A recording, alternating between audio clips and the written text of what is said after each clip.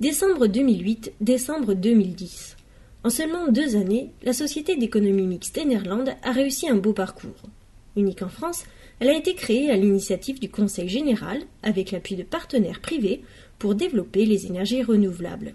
Nous avons créé cette société d'économie mixte pour manifester l'intérêt qu'a le département pour les énergies renouvelables et puis aussi à titre d'exemplarité vis-à-vis des autres collectivités locales. Donc on a, au moment où je vous parle, dépensé tout notre capital, ce qui ne veut pas dire qu'on en remettra, qui était à peu près de 2 millions d'euros et qui a permis de financer près de 25 millions d'euros d'investissement. Ce qui représente près de 200 hectares de panneaux solaires, mais uniquement sur les toits. Et sur les toits des bâtiments publics. Alors, on a choisi les bâtiments publics parce qu'on ne voulait pas être en concurrence avec le privé sur les habitations individuelles ou sur les habitations privées. Et ça correspond à l'énergie consommée par 1200 foyers par an. Voilà. Alors, on est loin du compte.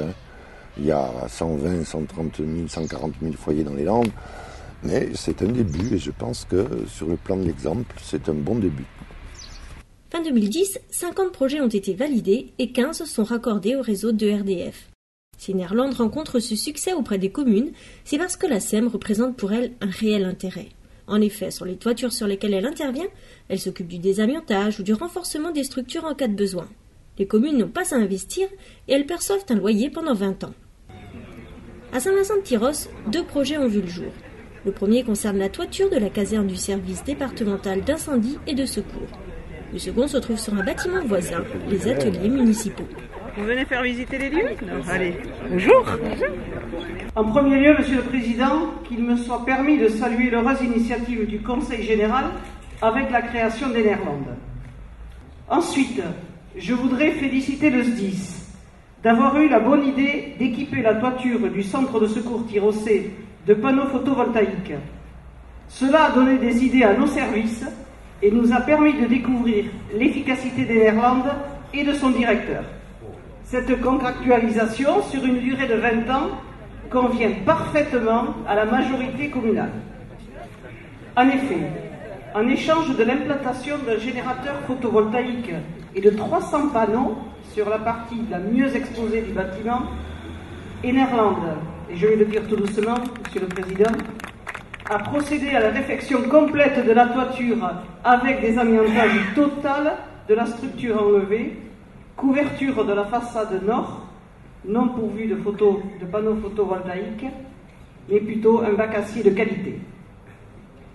Le tout complété par une redevance de 424 €. Voilà un bel exemple de partenariat intelligent.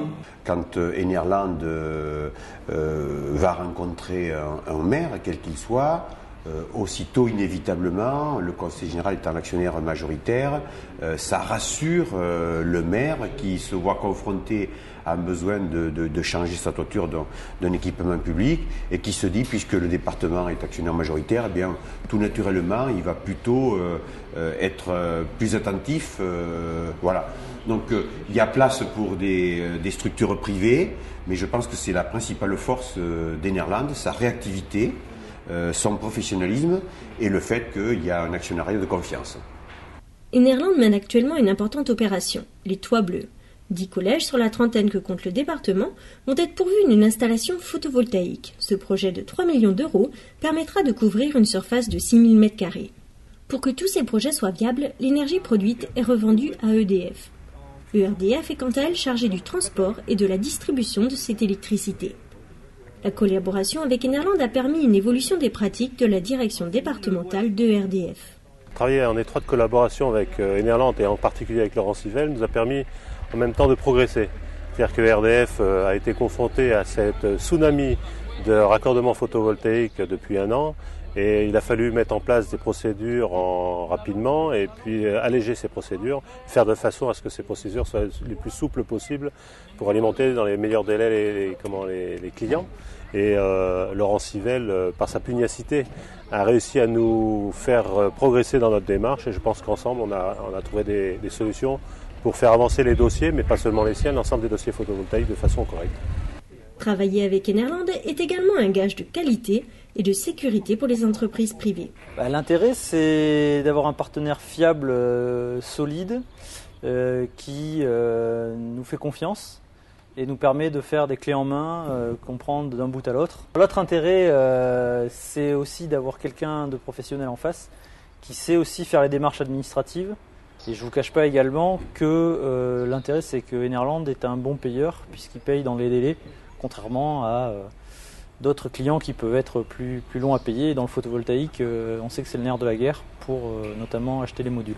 Nous avons un partenariat fort dans les Landes puisqu'on travaille avec pas mal d'entreprises landaises. Et ici à Saint-Vincent-Tyros par exemple, on a fait tous les gens qui ont fait la maçonnerie, les dalles, les tranchées, c'est des gens de Saint-Vincent-Tyros, de la commune même. Si le Conseil général détient environ 70% du capital d'Enerland, il a pu s'appuyer sur des partenaires privés comme Maïs Adour ou le Crédit Agricole pour créer cette SEM.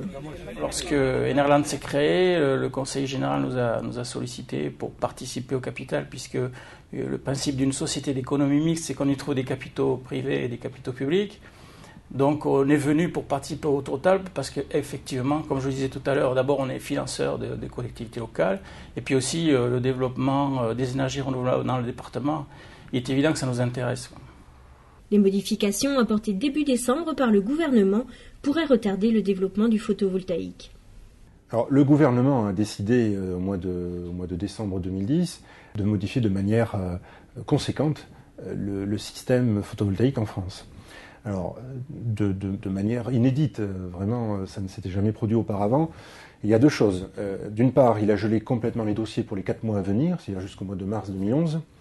Et d'autre part, il a, de manière rétroactive, et qui vraiment est particulièrement sujet à caution, supprimé un certain nombre de dossiers en cours d'instruction. Voilà.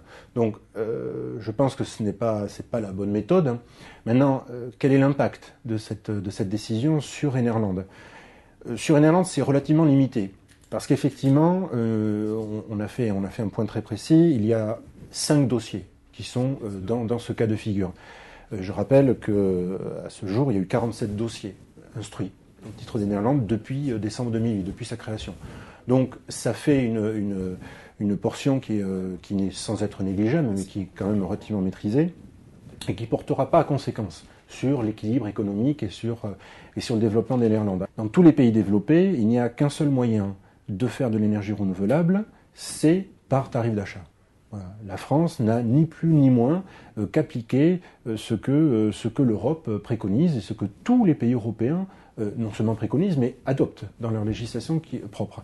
Je veux croire que le gouvernement va revenir sur un certain nombre de ces décisions. Mais quoi qu'il en soit, je suis parfaitement serein. Je crois que le président également. Enerland a vocation à durer. On n'a pas créé Enerland pour 2-3 ans. C'est bien évidemment un acteur qui est connu, qui commence à l'être de plus en plus et qui est pérenne. Donc on continuera sur le photovoltaïque, on s'adaptera, tout comme l'ensemble de la filière, et puis on regardera également les autres sources d'énergie.